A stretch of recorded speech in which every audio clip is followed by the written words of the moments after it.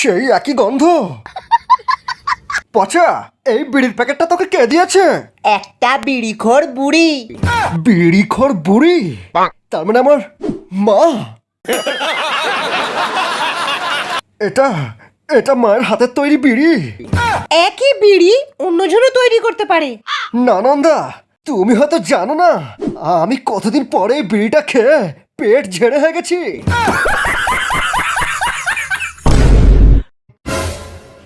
মা, মা, তুমি জানো যে আমি তোমার স্পেশাল বিড়ি ছাড়া কিছু খেতে পারি না মা। মা গো, আমাকে একবার একবার তোমার স্পেশাল বিড়িটা খেতে দাও মা। কতদিন আমার পায়খানা ক্লিয়ার হয়নি মা, একবার।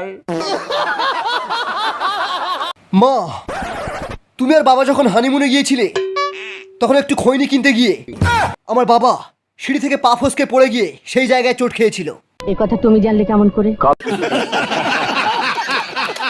কাল রাতে বাবা আমার স্বপ্নে এসে বলে গেছেন, আরো বলে গেছেন বাবা আমার হওয়ার জন্য পাড়ার সমস্ত বিড়িখোরদেরকে একটা করে শান্তি বিড়ির প্যাকেট কিনে দেওয়ার মানত করেছিলেন, কিন্তু বাবা তা দেননি।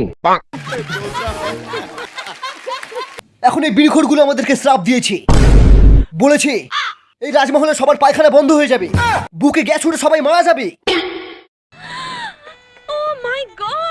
সারাদিনে কটা বিমল খাস? আরে বিমল খেলে মনে হবে পৃথিবীর সব নেশা ছেড়ে দিই। আরে আমি তো হাত দিয়ে যাওয়ার আগেই 10-15 প্যাকেট মেরে দিই। বাবা, আমার বাইকে তেল শেষ হয়ে গেছে। কাল তো 50 টাকা দিলাম। 50 টাকা? থু, শালা 50 টাকা তেল তো রাস্তার জামিতেই শেষ হয়ে যায়। পেট্রোলের দাম অনেক বেড়ে গেছে, তোকে আর বাইকই চালাতে দেবো না।